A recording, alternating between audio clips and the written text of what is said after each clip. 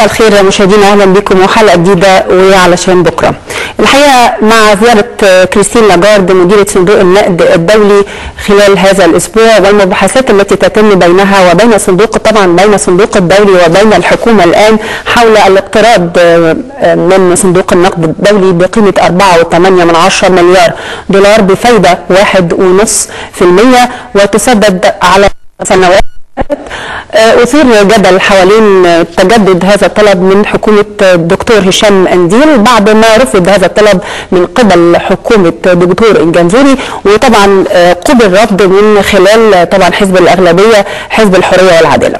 الحقيقة ان الجدل دايما بيثار حول هذا الاقتراض، وتحديدا لما نسمع سيرة صندوق النقد الدولي، نظرا ان كتير سمعنا ان هذا الصندوق بيجبر الدول النامية عندما تقترض منه على اتباع سياسات اقتصادية ومالية معينة ممكن ان تشارك بشكل او باخر لمعاناة المواطن البسيط. عموما هنتكلم النهارده بالتفصيل عن الجدل ده حول هذا الاقتراض. صندوق النقد الدولي بالفعل بيجبر الدول النامية عندما تطلب او تتقدم بطلب الاقتراض منه بسياسات بيعاني منها المواطن البسيط ام لا؟ خبراء في مجال الاقتصاد سعدنا طبعا ان نستضيف الخبيره المصرفيه الاستاذه بسنت فهمي والكاتب الصحفي ومدير تحرير الاهرام الاستاذ جمال زايده. بعد الفاصل هنفتح هذا الملف بالتفصيل.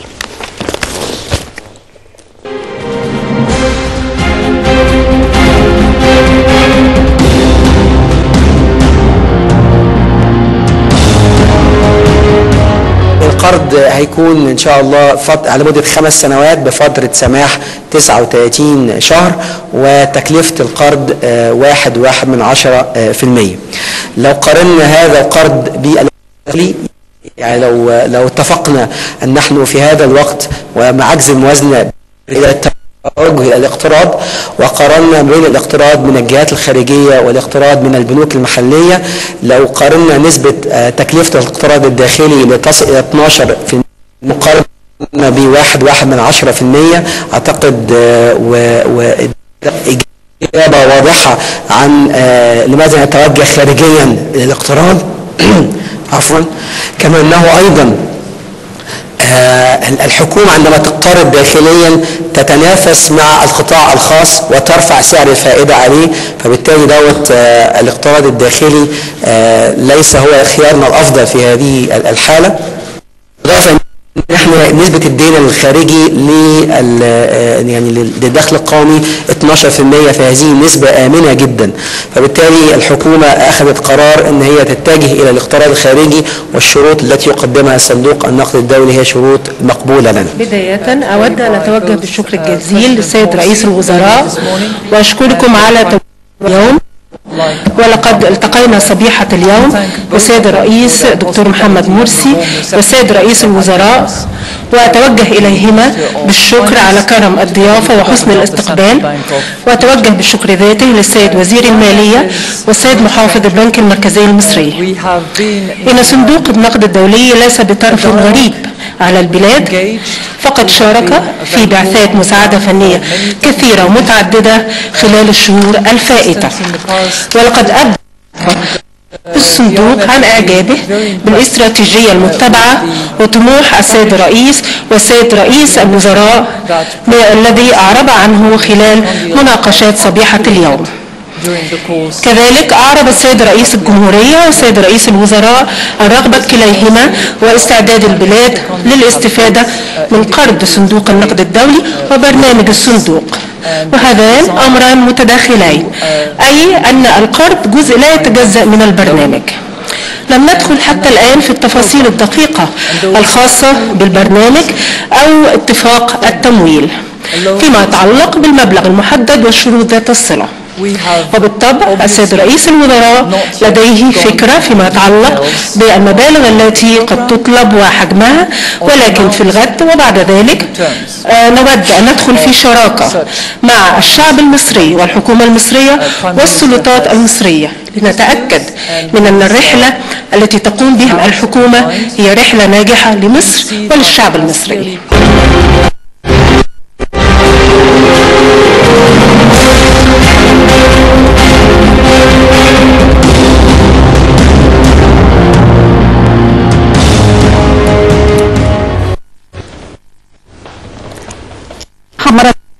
تحيه طبعا بالكاتب الصحفي الاستاذ وايضا بالخبيره المصرفيه الاستاذه بسنت فهمي. اهلا بكم. اهلا وسهلا. يعني في البدايه طبعا زي ما كريستين لاجارد مديرة صندوق النقد الدولي في مصر والوفد المرافق لها والمباحثات حول الاقتراض من البنك بقيمة 4.8 مليار دولار على مدار 5 سنوات بقيمة فايدة 5.5. طبعا هو زودوها عن الفايدة كانوا عارضينها على 1.10%.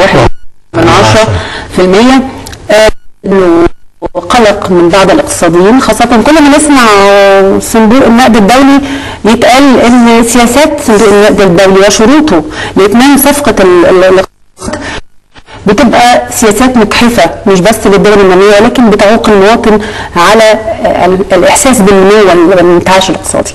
رأي حضرتك إيه؟ هل بالفعل أستاذة بسنت كخبيرة في هذا المجال بتجدي أن صندوق النقد الدولي وشروطه التي دائما يفرضها على الدول النامية عندما يتم أو يريد أن يتم صفقة زي دي بالفعل تبقى مجحفة للمواطن البسيط، وإيه هي شروطها؟ لا شوفي حضرتك، أنا بنظر للصندوق زي يعني نظرة الصندوق ده زي الطبيب بيجي يبص على اقتصادك. أنت محتاجة مساعدة مالية وفنية. دي أهم نقطة الحقيقة، وقالتها كريستين لاجارد في كلامها. انت مش محتاجه فلوس بس، زي تطلبي حضرتك مريضه بتجيبي دكتور فبيقول لك انت تاخدي الدواء ولازم تعملي 1 2 3 عشان تخفي. مش كفايه ابدا ان الدكتور يجي يزورك ويضحك معاكي شويه ويمشي، او مثلا عايزه حاجه بسيطه يديها لك ويمشي. مفيش شك ان احنا اقتصادنا مر بفترات طويله جدا في مشاكل داخليه كلنا اتكلمنا فيها قبل الصندوق. يعني لو حضرتك رجعتي الى كل الاقتصاديين اللي كانوا موجودين في مصر قبل الثوره وبعد الثوره كانوا بيتكلموا على نقاط كثيره جدا كان يتعين على مصر انها تلتفت لها، ثابت فترات طويله فعملت مشاكل. فلما بيجي الصندوق بيقول لحضرتك عشان هي قالت هو جزء ما يتفصلوش عن بعض. هو بيحط لك روشته زي الطبيب وبيديك المساعده علشان تقدري تنفذي هذه الروشته. انت عندك طموحات واقتصادك فيه مشاكل. طيب الدواء ممكن يكون مر، يعني حضرتك بتقولي الناس بتتعب، طبعا اي دواء ممكن يسبب لك مشاكل. لذلك هنا بيجي بقى دور الحكومات الذكيه. الحكومه لازم تشوف ازاي وهي بتطبق الاصلاح الهيكلي او الروشته اللي مكتوبه، طبعا ما هيش مفروضه عليكي، مش عاوزاها، انت حره ما تاخديش فلوس، لكن المقصود ان وانت بتطبقي ده تخلي بالك قوي انه ما ياثرش على الفقراء. خليني ادي مثلا معاك الفكر، مثلا لو اتكلمنا على السياسه الماليه، مصر تقدر تحط ضرائب على الاثرياء اللي بيمتلكوا مصر. طبعا كل المصريين بطبيعتنا بيوت واراضي دي هي عندنا، احنا نحب قوي الاستثمار من هذا النوع، فتلاقي الناس عندها عدد هائل بس ما تدفعش عليه ضرائب، وناس ثانيه مش لاقيه بيوت. طب بتقدري عن طريق السياسه الماليه انك تاخدي ضرائب من دول وتدي لدول. سياسه الدعم وتوزيع الدعم تقدري برضه تشوفي اعاده توزيع الدعم، تشيليه من الاغنياء وتدي الفقراء زي البنزين الغالي وهكذا. فانت مش مطلوب منك انك تمشي 100% باللي بيقولوه، انما مطلوب منك وانت بتحطي بتطبقي روشته الدواء ده اللي كتبها لك الدكتور يبقى دايما عينك على دمع الفقير عشان ما يتاذيش. لكن ما فيش جدال ان اي دواء مر شويه. يعني برضه بيحضرني هنا فهم سياسه اقتصاديه بيفرضها صندوق النقد الدولي. اولا سؤال قبل ما اخش في السياسه الاقتصاديه، هل احنا اول مره نقترب من صندوق النقد الدولي؟ لا، احنا عندنا تاريخ من العلاقه مع النقد الدولي، ومصر اصبحت عضو في الصندوق عام 1945 وطبعا مصر خاضت مفاوضات اللي هي خاصه بالاصلاح الهيكلي من ايام الدكتور عاطف صدقي رئيس الوزراء الراحل رحمه الله، وتوالت بعديها المفاوضات. مصر وقعت تقريبا 4 اتفاقات 4 برامج مع صندوق النقد الدولي. اجمالي التمويل اللي كان متاح من البرامج الاربعه حوالي 1850 مليون دولار، لكن للاسف الشديد لم يتم الاستفاده الا بمبلغ 421 مليون دولار. يعني في البدايه كان في ما يسمى باتفاق المسانده او الستاند باي اجريمنت مع صندوق النقد الدولي، ودخلنا في مفاوضات صعبه.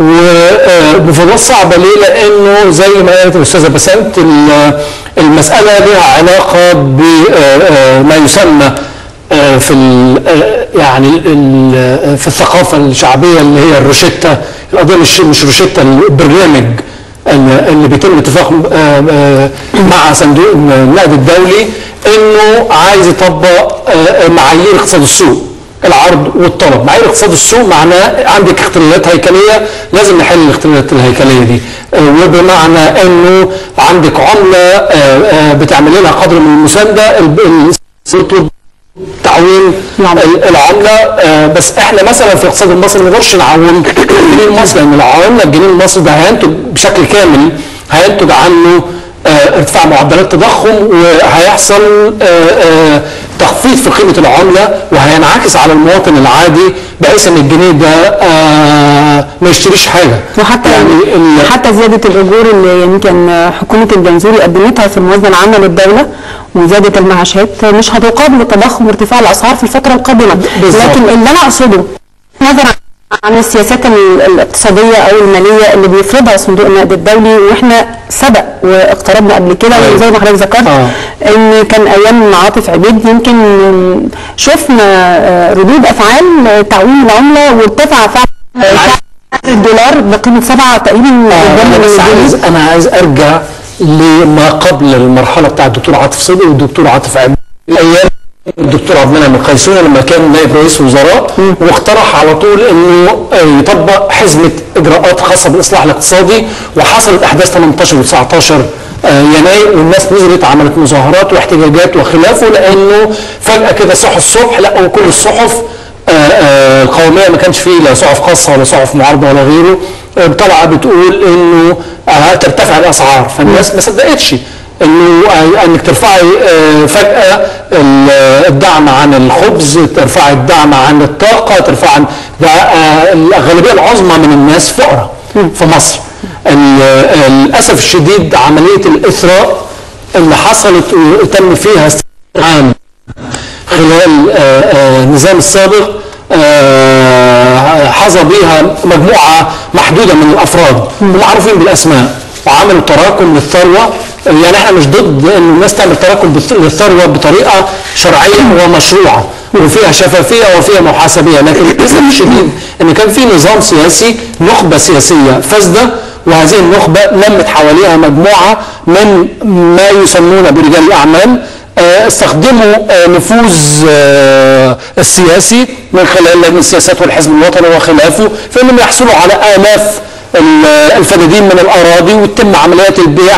المصدر الاساسي للاثراء اللي حصل خلال النظام السابق تم من خلال بيع الموارد العامه، اراضي الدوله بالدرجه الاساسيه، وده جزء كبير من تهريب الاموال اللي حصل نتيجه عمليه البيع. نرجع مره ثانيه للجزئيه اللي خاصه بسياسه يعني الماليه والاقتصاديه اللي بيفرضها صندوق النقد الدولي. برضه مش عايزه اخلي الموضوع يشت بالنسبه للجمهور، لان انا عايزه برضو اعرف حاجه. يعني شايفين مؤشرات بتقول ان احنا في طريق اتمام هذه الصفقه من خلال مؤشرات غير واضحه من الحكومه. يعني الحكومه عمرها ما اعلنت، يعني اكتر البرنامج ده بقى له سنه ونص تقريبا، ومن اول حكومه الدكتور كمال الجنزوري واحنا بنتكلم على الاقتراب من، وبنقول ان في حوار حوالين تقليل الدعم بالنسبه للطاقه، وبنتكلم سعر الجنيه، وبنتكلم على الحاجات اللي احنا متخوفين منها كاقتصاديين نصنا وكشعب نص الاخر، ولكن بنلاقي ان في مؤشرات بتقول ان الحكومه ماشيه في هذا الطريق. مؤتمر او الحديث كريستين لاجارد امبارح امام الصحفيين في المؤتمر الصحفي بتقول ان هي شرطه لاتمام هذه الصفقه ان وجود برلمان منتخب. اذا كان احنا اعضاء اساسا في صندوق النقد الدولي، وان الصندوق ده احنا لينا حصه فيه، ففي حتميه ان هم يساندونا في الازمه الاقتصاديه. يعني ترد وتقول ان في شريط اتمام هذه الصفقه وجود مجلس شعب، هل ده ليه مؤشر معين بالنسبه لحضرتك؟ شوفي حضرتك، اي اقراض مش بس صندوق النقد الدولي، لو خدتي حتى بنك بسيط، لو رحتي حضرتك تشتري عربيه، انا ما بحبش كلمه بيفرض شروط، هي ما بتفرضش عليكي شروط، هي بتقول لك انا شايفه الناس تعملي كده عشان تضمن الفلوس دي هترجع وهتستخدم زي ما تفضل قال. في فلوس كتيره دخلت مصر ما اعرفش راحت فين. لازم تتاكدي وانت بتدي اي قرض هيستخدم في ايه؟ هيفيد البلد ازاي؟ وهيتسد ازاي؟ دي الف باء في اي بنك، مش بس صندوق النقد. ولكن قيمه القرض قيمه قليله جدا، يعني هي مش هتفيد 100 من عندي الموازنه ما يتعلق بالمجلس الشعب. لا، بالاتفاق بغض النظر عن مجلس الشعب انه اقحام السياسه في الموضوع غير مطلوب، لكن اولا ان هو الشرط الاساسي يعني مسار عمليه التحول الديمقراطي، الشرط الاخر مجلس الشعب. بس انا عايز اشير لحاجه، مجموعه من المؤشرات الايجابيه ولازم نعترف بها، ان زياره كريستين لاجارد لمصر بمعنى ان صندوق نهار ما يجي يعمل اتفاق، فهذا يعني ان مصر هتمشي على الطريق الصحيح، معناه انه هيفتح ابواب النظام المالي الدولي والبنوك الدوليه للتعامل مع مصر. معناه مصر بقى عندها جدارة ائتمانية. مصر ما دخلتش مرحلة صعبة أو مرحلة إفلاس، إنه مؤسسات التمويل الدولية الرئيسية الصندوق والبنك بيتعاملوا مع مصر في شهادة لبقية النظام المصرفي والبنوك في العالم اتعاملوا مع مصر، وبالتالي التجارة، التسهيلات الائتمانية، ورجال الأعمال يقدروا يتاجروا ويستوردوا ويصدروا مع العالم. يعني بيتم ما يسمى بالناتشراليزيشن، تطبيع علاقات الاقتصاد المصري مع العالم الخارجي. فبالتالي ده مؤشر بالغ الأهمية. مش لازم برضو ان احنا مش يجب الاستفاده فقط من سد عجز الموازنه من خلال هذا القرض، ولكن الاستفاده اكبر لان تدعيمنا دوليا على اعتبار ان احنا ممكن نقترض من مؤسسات عالميه دوليه تساندنا في احنا محتاجين 4.8 مليار دولار دول علشان مسانده احتياط النقد. احتياط النقدي، لانه الاحتياط النقدي تدهور بشكل فظيع خلال ايام الثوره. بس ده يخلينا برضه نرجع لجزئيه الفتره اللي فاتت ايام حكومه دكتور كمال الجنزوري كان انتعش شويه احتياطي النقد الاجنبي وارتفع، وقالوا ان بسبب طبعا ان هناك بيع لاراضي الدوله او باع مجموعه من الاراضي 500 مليون لمصريين في الخارج، برضو عوده مستحقات المصريين من العراق بالقيمه الدولاريه، وده ادت سيوله في البنوك المصريه. طيب عايز اعرف، رجعنا تاني لنفس نقطه البدايه اللي هي اثناء الثوره، هو انخفاض الاحتياطي النقد الاجنبي. انا عايزه قبل دي حضرتك النقطه اللي حضرتك ذكرتيها على موضوع البرلمان. مفيش شك ان اي قرض لازم يبقى فيه عندك استقرار سياسي. لا جدال، سواء اخذت القرض ده من بنك او مؤسسه دوليه او اي حته. مفيش شك كمان انك انت محتاجه مجلس شعب. دي جهه تشريعيه وما عندكيش النهارده. فكونها تقول انا فعلا بارجئه الى ان يتم، مش بترجع المفاوضات، بترجع انها تمنحه. يبقى عندك مجلس شعب منتخب، ده برضه وجهه نظر ما هيش خطا وما هيش شرط. يعني انا ما بحبش الناس تاخد فكره، ناس كتير قوي بتسالنا صندوق النقد الدولي ده عمال يشرط علينا ويدينا في تعليمات، دي مش حقيقه. دي مفاوضات بتتم، انت عايزه قرض، انا عايزه اشوف هتسديه ازاي وهتظبطي نفسك ازاي، هي جايه تساعدك تظبطي اقتصادك، مش جايه تديكي قرشين. يعني دي نقطة لازم نفهمها حول شرعية أو وجود مجلس الشعب بالنسبة لإتمام صفقة القرض، دي حتمية بالنسبة للاستثمار. لذلك حتى الاستثمار الخارجي، حتى الاستثمار الخارجي عشان يبص عليك يقول أنا هدخل مصر، لازم تستقر سياسيا. يعني ده طلب مش غريب. خلينا نرجع لنقطة يعني مرة أخرى، انخفاض احتياط النقد الأجنبي في الفترة الحالية كان إيه سببه ومرجعيته؟ وأيضا بيتزامن معاه انخفاض التصنيف الائتماني المصري، وده مؤشر سلبي. طبعا عملنا قرض وقلنا ان القرض ده ممكن يدعمنا شكل بالنسبه للمؤسسات الدوليه لمزيد من القروض لتعش الاستثمار في مصر. طيب احنا عندنا مؤشرين في غايه الاهميه والخطوره، انخفاض الاحتياط النقد الاجنبي طبعا، وايضا انخفاض التصنيف الائتماني المصري. طبعا انا شايفه طبعا ان انخفاض النقد الاجنبي الاحتياطي ده شيء كان غير مقبول، ولغايه النهارده انا عماله اقول احنا لازم نعرف ال 20 مليار راحوا فين. ده لازم. نمرة 2 التخفيض بسبب الظروف اللي انت فيها، وحصل تخفيض للبنوك، بعض البنوك الكبيره، بس حصل لها تخفيض ليه؟ لانها افرطت في الاستثمار في ادوات الدين، في سد عجز الموازنه. دي نقطه برضه تخفيض الاحتياط النقدي بالنسبه للمصارف المختلفه. بالنسبه لمصر انت عندك الاحتياطي النقدي بتاعك نزل 20 مليار في مصر. ده رقم كبير قوي علينا، لان هو كل اللي كان عندنا كان 36 مليار. تقريبا ذلك. ما ينخفض 20 مليار لازم نعرف انخفض في ايه؟ ليه؟ بالدولار. يعني انا شخصيا كمصريه لازم اشوف شفافيه في هذا الموضوع. ايه اللي حصل؟ نمره 2 حصل لك تخفيض جدول ائتماني للبلد عشان الثوره، بس حصل تخفيض جدول لبنوك كبيره لانها افرطت في الاستثمار في ادوات الدين. فطبعا حصل لها تخفيض في الجدول الائتمانيه نظرا ان حجم الدين الداخلي زاد قوي. يعني انا فعلا يقلقني جدا حجم الدين الداخلي، هيتصد ازاي ده؟ واللي يقلق فيه اكثر كبيره داخله في مبالغ ضخمه منه، ارقام كبيره جدا تصل اكثر من 50% تقريبا او 60% من مولات البنوك في مصر. فمساله اني انا اقول انا باخد القرض من صندوق النقد الدولي عشان العالم يشتغل معايا، بيشتغل معايا مش عشان خدت قرض، عشان هقبل اني اعمل تظبيط للمشاكل الاقتصاديه اللي عندنا. بس انا بطلب شيء الحقيقه، يعني دايما الواحد يجي يقول ايه مشكلتنا احنا في مصر؟ ما فيش شفافيه ولا افصاح. لازم الحكومه اللي موجوده تقوم تقول للشعب بصراحه مشاكلنا ايه وهنحلها ازاي وبخطط شكلها ايه وعلى انه مدى. الشعب المصري مستعد يستحمل اي حاجه بس يبقى شايف طريق.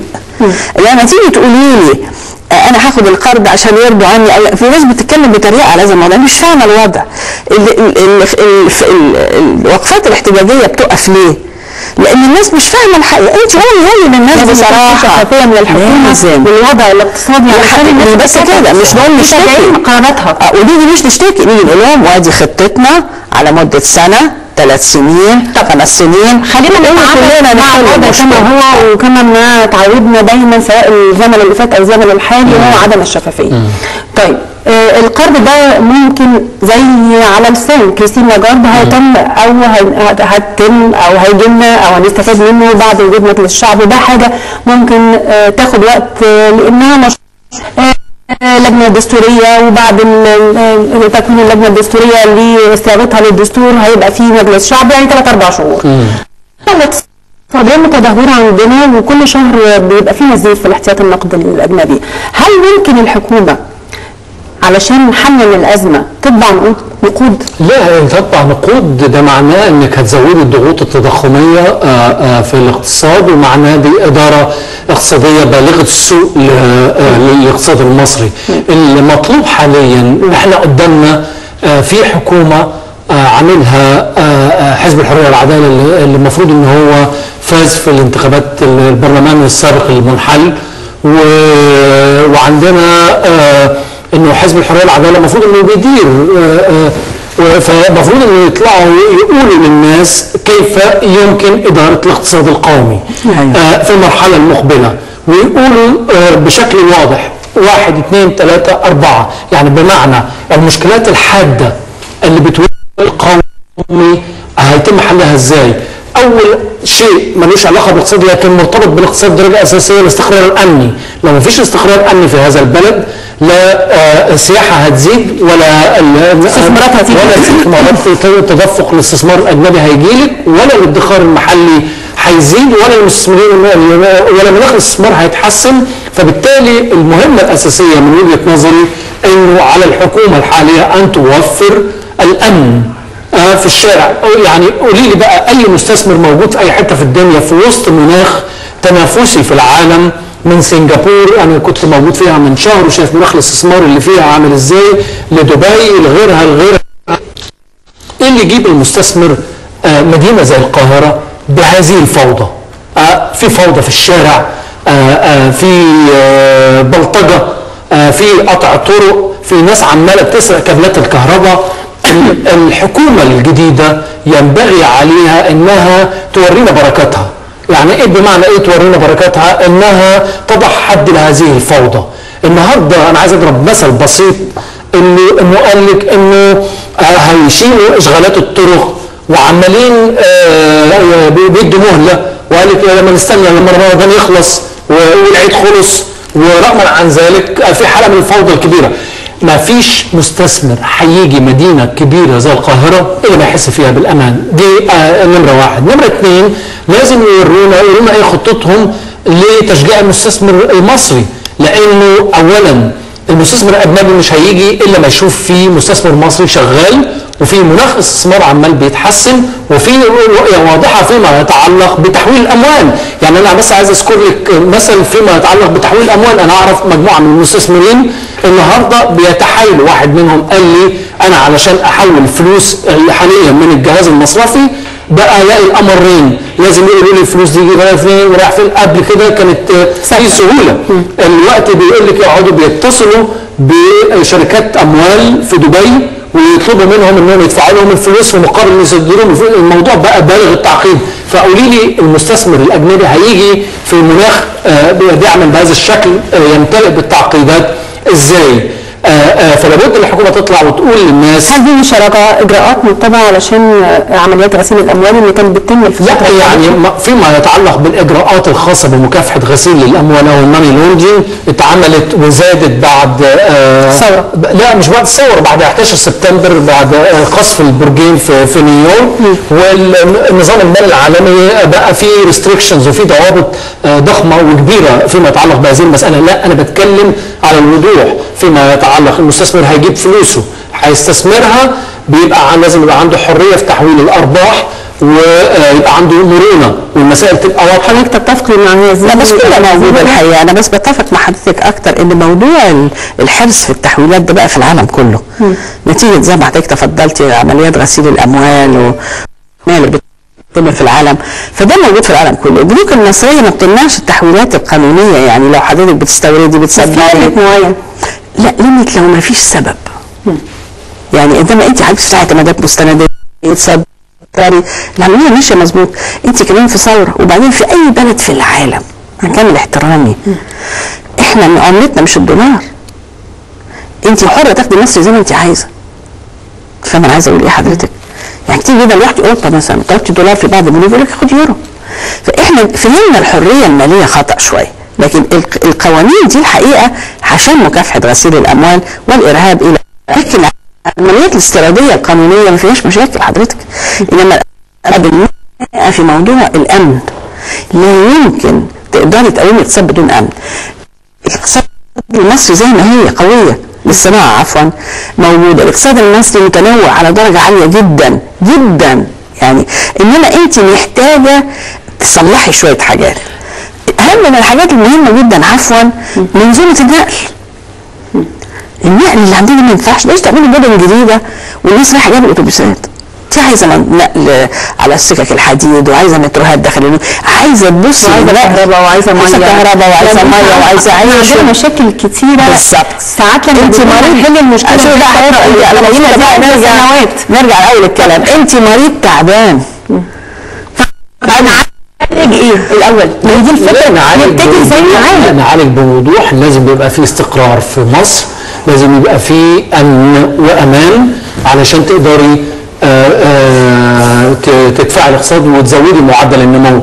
امبارح انا كنت بتفرج على حوار على احد المحطات الفضائيه عن وزير السياحه، وقال كلام بالغ المعقوليه وبيرد على كل الهواجس فيما يتعلق اللي بيقولوها انه لا هيفرضوا على الشواطئ الحجاب ويفرضوا قيود على السائح اللي جاي، ويقولوا له لا لازم تحترم مش عارف ايه التقاليد الاسلاميه وخلافه.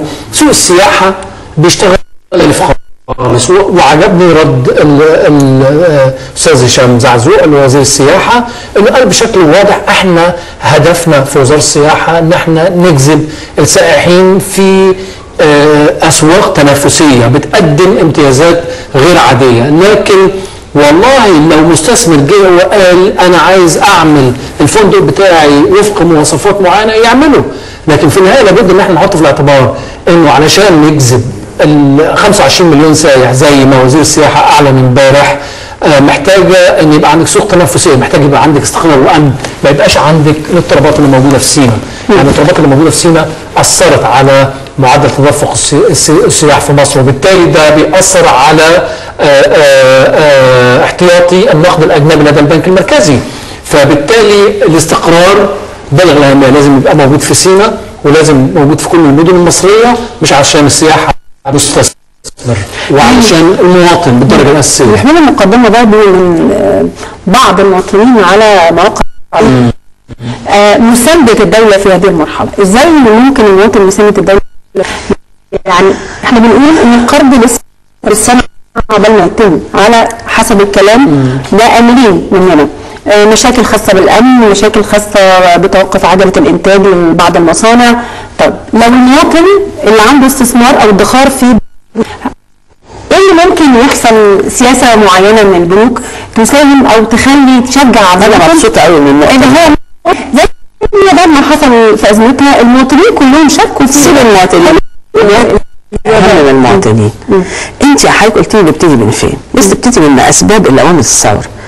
انت عندك ناس عايشه في العشوائيات وعندك مشكله قمامه من وجهه نظري ممكن تنقلب الى ثروه وبناء مدن جديده. عندك بطاله وعندك شركات وبنوك ما شاء الله ميزانيات البنوك طلعت ارباح خياليه ما شاء الله عليهم، يعني صحيح كلها من الوزارات انما زي بعض. انت المفروض النهارده تعملي مش عايزه اقول قانون يفرض الدور الاجتماعي للمصارف وللشركات الكبيره قبل ما نقول المواطن الغلبان. انت عندك ناس بتكسب كويس قوي وعندك المشاكل دي. في بنك في مصر الحقيقه انا احييه مش هقول اسمه عشان ما اعملوش دعايه، لكن طور منطقتين عشوائيتين بالرغم مش بنك مصري. ليه البنوك المصريه ما تاخدش خطه تطوير العشوائيات؟ وانت بتطوري العشوائيات هتحلي مشكله البطاله والنظافه وتعملي تدوير للزباله. يعني لازم يبقى في دور اجتماعي للناس اللي عملت ثروات هنا اهو وعلى راسها الجهاز المصرفي. يعني مش انا الحقيقه ضد مبدا ان يجي البنوك راس السنه قربت اهي هبتدي بقى النتائج والنقط والاجندات بملايين عشان تبقي عارفه. لا كل ده يوجه نبتدي بقى نحل مشاكل الدوله عايزه تحلها، لان انت بتحلي المشاكل دي انت بتحلي مشاكل للمستثمرين وهي البنوك. فلازم الدور الاجتماعي يفعل، ومش عايزه اقول يبقى بقانون عشان ما بقاش يعني اذا ما فعلوش الدور الاجتماعي تترفع الضرائب تطوير العشوائيات. فانا اعتقد حضرتك ما تبتديش بالمواطن، ابتدي بالمؤسسات الثريه هتلاقي الحل يبان على طول. بعد كده بقى المواطن دي حاجه ترجع له الحقيقه، ما اقدرش انا افرض على المواطنين اكثر من اللي مفروض عليهم. كفايه رحله العذاب بتاعت المواصلات، كفايه العيشه اللي الاسعار عماله بتزيد، كل ده كفايه. اما الاثرياء وخاصه الشركات الكبرى المصريه والبنوك الكبرى اللي بتشتغل في مصر دي عليها دور. ما دي هيخلينا نقول احنا عايزين برلمان عشان نعمل تشريعات جديده او سياسه ضريبيه جديده فنقدر نسد عجز الموازنه. والله مش محتاجه برلمان، انت لو جمعتي الناس دول وكلمتيهم لازم يفهموا ان ده واجب عليهم. انا للاسف عملت في بنوك في الاول، مش للاسف يعني بنوك اجنبيه، عمري في حياتي ما سمعت عن عمليه الهدايا اللي بتتقدم فيها. كانوا يجوا كل سنه يدوا عربيات اسعاف، يجيبوا محطه غسيل كلى، دايما يعملوا حاجه لخدمه المجتمع، ما يعملوش ابدا الهيصل. انت عارفه حضرتك ميزانيه الهدايا بتاعت راس السنه دي مئات الملايين، مش عايزه اقول مليارات. بس دي محتاجه سنوات عشان نغير الاخلاق. عشان معانا التليفون على الهواء دكتوره شاد عبد ورئيس المنتدى المصري للدراسات الاقتصاديه. دكتور اهلا بحضرتك. اهلا بحضرتك والساده الضيوف الكرام. اهلا بحضرتك. الحقيقه ان احنا بنفتح النهارده موضوع طبعا الاقتراض من صندوق النقد الدولي اللي بيتزامن مع وجود كريستين لاجارد مديره صندوق النقد الدولي، واللي ظهرت طبعا في مؤشرات المباحثات والتصريحات الصحفيه لها ان يمكن الصندوق ده او عفوا القرض ده سوف يتم بشروط وطبقا لجدول زمني معين ممكن ينتهي منه في اخر السنه. انخفاض ل يعني الاحتياط النقد الاجنبي، هناك مشاكل بتحيط الاستثمار. يمكن بنقول ان الفتره الجايه قدامنا شهرين ثلاثه ممكن يبقاش في مرتبات الحكومه للموظفين في المؤسسات. تقييم حضرتك ايه؟ ممكن يبقى في حلول سريعه نقدر نعمل سبورت الحكومه في الوقت الحالي، سبورت مالي واقتصادي حقيقي. الشغل الناس تشتغل، يعني لسه الدكتوره بس بتتكلم عن ما انا بقول لسه الدكتوره بس تقول انا هركن المواطن دلوقتي وابدا بالبنوك، لا لازم يبدا بالكل. المواطن عليه انه يشتغل. احنا النهارده بعد الثوره في ناس كتير فهمت الثوره غلط وابتدت ما تشتغلش وتعمل احتياجات فئويه ومطالب فئويه وتقطع الطرق وتعطل الانتاج. ده في حد ذاته معوق كبير جدا للاقتصاد والتنميه. فعشان كده بنقول الكل في منظومه في تشريع حقيقي للاستثمار والتنميه. لازم المواطن يعمل اللي عليه ويحب بلده ويحب ثورته ويشتغل بشكل فعال. انما المثل بيقول ايش رماك على المر اللي مر منه. انا ملوي دراعي عشان اخد قرض، وانا مش محدد القروض لانه الدين هو في الاخر دين، القرض دين، وبالتالي الدين ده ما زالنا بالنهار ومعانا بالليل. فانا مش من انصار القرض، انما انت عندك فجوه تمويليه كبيره تصل 11 مليار، فانت مضطره تاخدي القرض ده علشان تقدري من خلاله تاخدي قروض اخرى من دول اخرى ومؤسسات ماليه اخرى، لانه الاحتياطي النقدي زي ما حضرتك بتقولي نزل من 36 الى 14.4. لو نقص شويه كمان هيخش في دائره الخطوره، لان هذا الاحتياطي هو اللي بجيب منه السلع الغذائيه والسلع الاستراتيجيه، نقصانه بيسبب دخول في دائره حمراء ومشاكل كبيره. كده الحكومه بتسرع جيده ان تاخد القرض او الوديعه السعوديه والوديعه القطريه ثم القرض بتاع البنك عشان تاخد قروض اخرى. مع مراعاه انا بفضل دايما ان القروض لما اخدها ابيع مشروعات ما اعالجش بيها عجز الموازنه، انما قرض الصندوق ليه بالدرجه الاولى عشان احط عشان اعلي الاحتياطات النقديه بتاعت النماذج الربويه في البنك المركزي، ثم اخد المقابل ليه عشان اسدد عجز الموازنه. بضرب عصفورين بحجر. طبعا ده هيؤتي ايه او هيؤدي الى ايه؟ هيؤدي الى موجه من التضخم، رغم ان احنا عارفين كلنا ان ثوره 25 يناير جايه عشان بعد العداله الاجتماعيه، فده هيبقى ضاغط على محدود الدخل. يعني حضرتك وجهت العنايه دلوقتي للموضوع الاكبر، هو كان بيحلم بعد الثوره ان ارتفاع معدل الاجور، ارتفاع المعاشات، حياه افضل، فبالتالي تصارع او ضغط على الحكومه بشكل او باخر لحقوق اللي هي طبعا مستحبه ومن حقه، ولكن مش في الوقت ده. قول له اشتغل واعمل شويه، خد لك نص مرتب او اجل الفلوس بتاعتك شويه شهرين ثلاثه لغايه لما الحكومه تنتعش مره اقتصاديا او تدور عجله الانتاج. هل في حلول اخرى حضرتك ممكن تقترحها علينا؟ يعني البعض قال ان ممكن يساهموا بشكل او باخر في تدعيم الاقتصاد بشكل موضوعي، يعني من خلال البنوك استثماراتهم ولكن بقروض او بنسبه فايده اعلى شويه من البنك يطرحها البنك بحيث انه يدعم الاقتصاد في الفتره الحاليه. راي حضرتك ايه في الموضوع ده؟ اكون صريح معاك. في تجربه جيده جدا بعد الثوره مباشره، كان في وزير ماليه محترم الراجل سمير رضوان، وقال انا بقول ناشد المصريين جوه وبره يتبرعوا عشان دعم الاقتصاد المصري، واتفتح الباب حوالي 6 اشهر 7 اشهر. الحصيله كانت كام؟ كانت 18 مليون. اذا مساله ان دوله تعيش على القروض او الشحاته او لا، الاقتصاد دايما بيتقدم بعرق وسواعد ابناء البلد بسياسات فاعله لجذب الاستثمارات المحليه والغربيه والاجنبيه.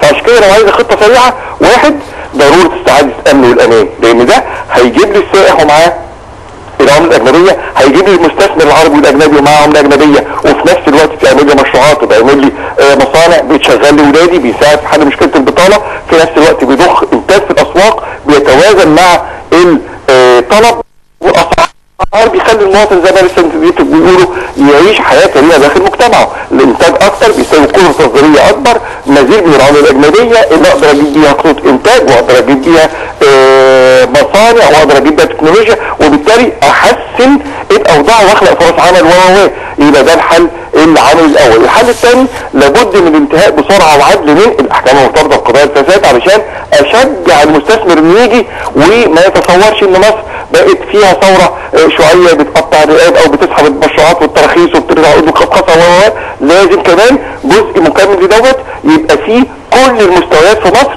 تصدر بيانات بتوضح بوضوح ان احنا مع المستثمر الشريف الجاد المحترم. احنا ناسنا ثوره شيوعيه لا بتأمن ولا بتصادر، انما لازم نبعت رساله طبعا، سواء رئيس الجمهوريه سواء الحكومه سواء البرلمان لما يتشكل، الاعلام لازم يلعب ويغذي هذه المساله، انه احنا بنرحب بكل المستثمرين الجادين المحترمين، والاستثمار والاقتصاد هو من حقه يكسب.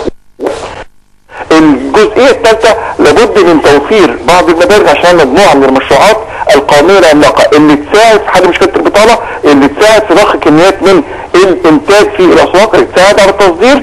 دي جزئيه ايضا اتصور انها مهمه جدا، انما مهم جدا تطبيق سياسات واضحه سواء اقتصاديه او ماليه او نقديه، وفي نفس الوقت تعتمد على بعد العداله الاجتماعيه علشان المواطن في مصر يحس بان في ثوره قامت، ان في عداله اجتماعيه تتحقق، ان ثمار التنميه وثمار الثوره اختلاف حتى في التوجهات والرؤيه والوضوح والشفافيه. دكتور رشاد عبده رئيس المنتدى المصري للدراسات الاقتصاديه، بشكر حضرتك على رؤيتك اللي انت اضفتها النهارده من خلال البرنامج. نرجع تاني لضيوفنا وحضرتك كنت عايز تعلق. انا عايز اعقب بس على الحوار اللي داير واللي بيلقي كل العبء او معظم العبء على المواطن المصري.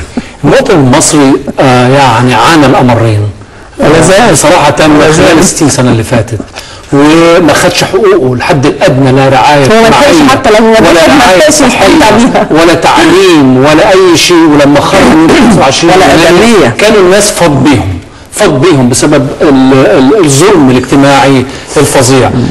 القضيه النهارده اداره رشيده للاقتصاد القومي بتتم من خلال الحكومات، لكن انا ما افهمش بقى الكلام بتاع المواطن ولازم يعمل ايه. ما تحطوا له منظومه عدله عشان يعرف يشتغل فيها. وفروا له اولا، لازم توفروا له وظائف. عندك النهارده ملايين من الشباب مرميين في الشارع مش لاقيين وظائف. دي المهمه الاساسيه اللي انا بتمنى ان الدكتور هشام قنديل يطلع يقول ازاي هيواجه مشكله البطاله. حل مشاكل الاقتصاد المصري لن تتم الا بالعمل بالانتاج، بالعمل والانتاج. يعني لازم ننشط قطاعات الانتاج الرئيسيه بعيدا عن الكلام الثاني. هيتم استيعاب اعداد كبيره من الشباب في الوظائف، وبالتالي يبقى عندك قدره على الانتاج، تطرحي انتاج في السوق المحلي وتطرحي انتاج للتصدير، وبالتالي يجي لك عمله صعبه. سمعنا في جزئيتين. الجزئيه الاوليه اللي احب اتكلم فيها الاموال المهربه اللي ما زالت حتى الان وضع تساؤلات. هل عوده الاموال المهربه هل ممكن تصيب في الفترة الحالية إذا الحكومة توجهت اتجاه جاد غير الاتجاه اللي كانت باتجاهها فيه تقاعس شوية بعد الثورة؟ هل ده ممكن يساند الاقتصاد في الفترة الحالية؟ طبعا. أنا عايزة أركز على النقطة دي. الحقيقة إحنا ما شفناش محاولات جادة. وبعدين مسألة ما فيش دولار بيتحرك خارج أو داخل أي بلد إلا لما يبقى متشاف في الجهاز المصرفي. فمسألة نعرف الفلوس راحت فين وجت من صعبة. كل دولار بكرر لحضرتك الفلوس اللي اتنهبت دي اللي قعدنا نتكلم في الاول وبعدين سكتنا، ما اعرفش سكتنا ليه الحقيقه. ده حق البلد ولازم يجي مهما اخذ من الوقت، بس يؤخذ بجديه. زي ما بقول لحضرتك كده ال 20 مليار الاحتياطي راحوا فين؟ لازم شفافيه. قد يكونوا راحوا في قنوات سليمه، لازم نعرف فلوس خرجت من مصر خرجت ازاي؟ مين اللي المفروض يعرفنا؟ رئيس الحكومه ولا البنك المركزي والجهاز المصرفي؟ طبعا كل ده حضرتك موجود. يعني اوعي تفتكري ان في دولار او جنيه بيخرج من الجهاز المصرفي ما نعرفش. لكن فكره القلق على المواطن لما يحس ان في مشكله في الاقتصاد وانهيار. مفيش انهيار. لا كلام الانهيار ده مش حقيقي. يعني حتى ال 14 برضه مش خطر حضرتك. لا لسه الامور هتتصلح حمراء. لا لسه احنا الحمد لله امنين، والاقتصاد البنيه التحتيه بتاعته صناعه موجوده. انا في مصانع اتكسرت. احنا وضعنا مختلف خالص عن بلاد النهارده. يعني سمعنا ان الدولار النهارده قيمته ارتفعت. ما يجراش حاجه 6 و10 يعني حضرتك. يعني انا عايزه اتكلم على حاجه ما يدلش على ان الاقتصاد بتاعنا اصلا. اولا يعني الدولار ما بقاش ب 9 جنيه ولا ب 8 جنيه، لا ده التحرك الطريق. انا عايزه بس اتكلم عن الجزائر دي عشان ما تقلقيش ابدا. في دول من ضمنها دول كبيره زي الصين متعمده انها تخفض عملتها عشان تزود التصدير. فتخفيض العمله وارتفاعها ما هواش، انا بقول حل الاتحاد الاوروبي يخلي الدولار قد تخفض عملات. يعني ما تبصيش لتخفيض العمله على انه كارثه. هو مش كارثه. الكارثه ان الاسعار ترتفع، كارثه ما يبقاش عندك انتاج، كارثه ما يبقاش عندك وظائف او عمل. هي دي الكوارث. اما قيمه العمله دي اداه بتستخدمها الدول، سواء عايزه تحفز تصدير، تحفز استثمار داخلي يجي. دي اداه من ادوات سياسه نقديه. لكن مساله ان يبقى كل همنا قيمه الجنيه، الحقيقه انا بلاقي ان ده موضوع الحقيقه اصبح مضحك في الاخر. يعني طيب الجنيه ما هوش اقتصادنا. اقتصاد اهم والوظائف اهم. انا عايزه اقف عند الجزء ده حضرتك. لا يمكن، وانا بكررها لحضرتك، مستثمر يروح بلد الناس عايشه بالطريقه دي. ده ما فيش اي عداله اجتماعيه. يعني شفت كارثه اللي حصل ورا الفيرمونت. انا الحقيقه متوقعه الكوارث دي من زمن طويل. ازاي تبقي على النيل فنادق 7 نجوم وناس عايزه هذا المستوى، ارجعي شارع ورا تبقى عشوائيات؟ مش ممكن. يعني مش ممكن. في اتصال هاتفي؟ لا لسه في يعني اتمنى ان الوزاره الجديده واللي هتيجي وراها يبقى عندها خطه ورؤيه واضحه لحل مشكله العشوائيات، لان هي دي اللي بتطلع البلطجيه، وهي دي اللي مبهدله الدنيا.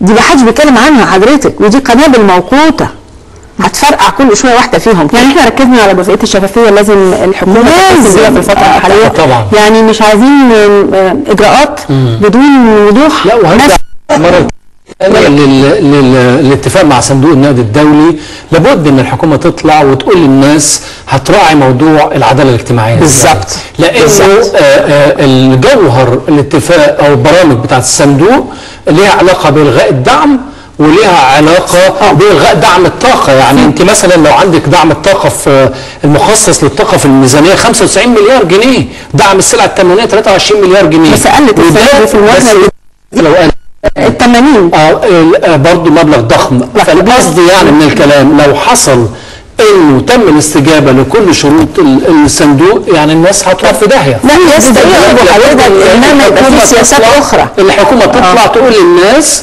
فيما يتعلق ببرنامج التعاون مع الصندوق هيراعوا العداله الاجتماعيه ازاي. في اخر جزئيه مهمه حضرتك يراعوا العداله الاجتماعيه. المنح اللي بتقدم من دوله قطر ودوله السعوديه لتدعيم الاحتياطي المشمول دي مش بتبقى ودائع. لا يعني ليها مشروطه بشيء معين، وديعه بتدعم بس الاحتياطي المشمول، بترفع نسب السيوله عندك، لكن لا تصرف، ليس فيها فوائد. هترديها له؟ لا بتستخدميها، بتحطي وديعه في البنك. البنك بيستخدم الودائع دي بس بنظام، بس ليها قيمه انها بتدعم او بترفع مستويات السيوله. طبعا يعني مش منحه. لا فهمنا انها منح، دايما التصريحات الصحفيه منحه يعني. طب في مواطن معانا اخر اتصال تليفوني، والحقيقه اللي احنا ركزنا اكتر من اراء المواطنين، فنسمع رايه. الو السلام عليكم. وعليكم السلام، اتفضل.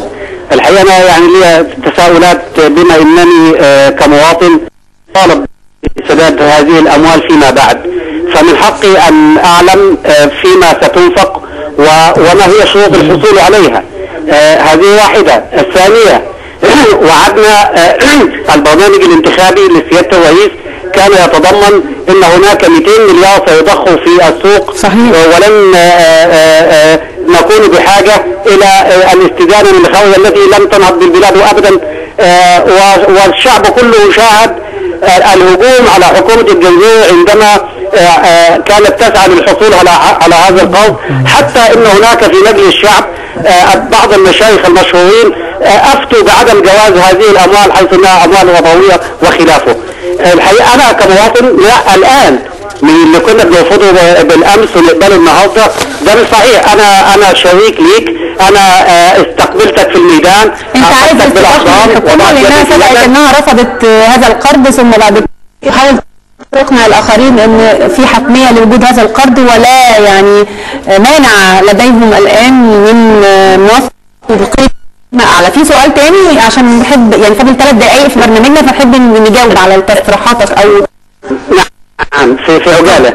يعني انا الحقيقه انت كاخواني جيت للميدان، قابلتك، خدتك بالاحضان، حطيت ايدي في ايدك، قلنا ايد واحده، جيت دعيتني قلت لي قول نعم، قلت نعم، جيت دعيتني المره الثانيه قلت لي انتخبني في مجلس الشعب، انتخبتك، ولكن لم اجد وعدا واحدا قد تحقق. كنت اتمنى في مجلس الشعب بدل من ان تسعى لتغطي شعر سيده غصب عنها ان تذهب لتغطي اطفال الشوارع القضايا المهمه الملحه التي هي واجب اخلاقي وواجب ديني. بشكرك، وانت ندمتني لان انا ما فتحتش الحوار من الاول لكل المواطنين، اكيد هم يبقى عندهم كمان اسئله اعمق من اللي انا سالتها. الحقيقه بشكرك جدا. السؤال ده طبعا حضرتك والاستاذ هذا المواطن حط قضيه مفصليه واساسيه لها علاقه بالسياسه، قدموا نفسهم في الانتخابات، بقوا موجودين في الحكومه لا طبعا لابد من المحاسبيه لحظه بلحظه. حكايه ان احنا نقول للناس نخدرهم ونقول لهم لا والله الوقت مش كافي، لا والله وبعدين نغير سياسات ما كنا لا نقبله في السابق ايام حكومه الجنزوري ونقبله النهارده بدون تبرير للناس. هذا المواطن من حقه انه يعرف ولاده هيسددوا هذا القرض ازاي، هو هيسدد هذا القرض ازاي، هينعكس عليه ازاي. وبعدين الوعود اللي هو خاصه بالنهضه اللي طرحوه علينا ده فين هو ملامحه؟ يعني انا مش قادر اشوف من رجال الاعمال بتوع الاخوان الا تجاره التجزئه وانه توزيع السكر والزيت وخلافه. انا ما طلعش حد من جماعه الاخوان يقدم لي مشروع واضح للنهضه التنميه. هيرفعوا معدل النمو ازاي؟ هيجيبوا استثمارات اجنبيه ازاي؟ كله كلام انشا، لكن لغايه النهارده ما تحققش شيء. ولذلك انا بحيي المواطن اللي اتصل من لحظات. يعني تعليق حضرتك يعني الاخير على لا انا شايفه طبعا ان لازم ندي الناس فرصه الحقيقه. يعني برضه احنا كلنا طموحين وكلنا عاوزين نحل، بس المشاكل بتاعت مصر مشاكل عميقه ومحتاجه تكاتف الجميع. وهي دي الديمقراطيه. لازم ندي فرصه بقى للناس نساعدهم بكررها كلنا كمصريين. المشكله مشكله مصر مش مشكله فصيل. اذا خدناها على انها مشكله فصيل هنفضل ندور في حلقه مفرغه. احنا عندنا مشاكل لها، عندنا ما فيش عداله اجتماعيه، عاوزين نجيب عداله اجتماعيه، عاوزين نرفع من مستوى الناس، عايزين نخلي المواطن المصري يحس ثمار اللي هو عمله، بغض النظر بقى على الخلافات الايديولوجيه. لكن انا شايفاه الحقيقه لازم الناس تاخد وقتها، بس بكرر وبطلب انه يجب ان يكون هناك افصاح وشفافيه. طبعا الحلقه كلنا هنساعدهم. دولة متقدمة بس أنا عايز أقول حاجة إن في مسؤولية. يعني المواطن ادى صوته لفصيل، في مسؤولية عليه، واجب إن هو يقدمه له. مش معنى إن هو خد صوت المواطن معناه مش كلنا لازم نساعد. لا مش كلنا، أنا بتكلم على الحكومة، لا الجماهير مالها. لا أصل كلنا كمواطنين. يعني في نخبة سياسية تم انتخابها لأداء وظيفة معينة دي مهمتها. زي ما بيقولوا بالانجليزي they have to deliver، لازم يقدموا حلول. لكن المواطن عليه ان هو بيحطوا له نظام ويعملوا له اصلاح، وفي الاخر المواطن بيتجاوب مع ده وبيشتغل الإصلاح والشفافيه والعداله الاجتماعيه. الكاتب الصحفي الاستاذ جمال زايده بنشكرك على وجودك معنا النهارده. الاستاذه بسنت فهمي الخبيره المصرفيه بنشكرك على تعليقاتك واطروحاتك. واعتقد ان احنا استخلصنا من حديثنا على الوضع الراهن في الاقتصاد المصري، مش هقول مشاكل، لكن اكيد المشاكل دي عزيمه من المواطن ان هو بيحب بلده، اكيد هيعمل حتى لو شايف ان يمكن حقوقه اللي هو طالبها في ثوره 25 يناير من الاجر تحققت على الورق فقط لكن مش على الحقيقه. هيحاول ان هو يساند بلده في المرحله اللي جايه، ولكن طبعا لازم الحكومه تعمل عليها وتغير سياستها اللي احنا اتعلمنا دايما او اللي احنا شفناها في الفترات السابقه ان سياسه عدم الافصاح هي اللي عملت الثوره. فمش عايزين ثوره ثانيه تحصل في فتره قليله واحنا لسه اساسا ما جيناش. نشكركم وبنوجه يعني سؤالنا للحكومه، طلبنا كمواطنين للحكومه ان يجب يكون هناك سياسه افصاح علشان ما يبقاش في رد فعل من المواطن يبقى يعني يعوق حتى سياسه الاصلاح الاقتصادي. بشكركم. الاسبوع الجاي علشان بكره ملفات اقتصاديه. الى اللقاء.